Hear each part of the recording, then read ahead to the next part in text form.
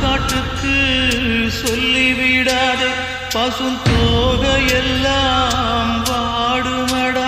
அந்த டூரிங் டாக்கிஸுக்கு சொல்லிவிடாதே, அது சோகத்ததை பாடுமடா.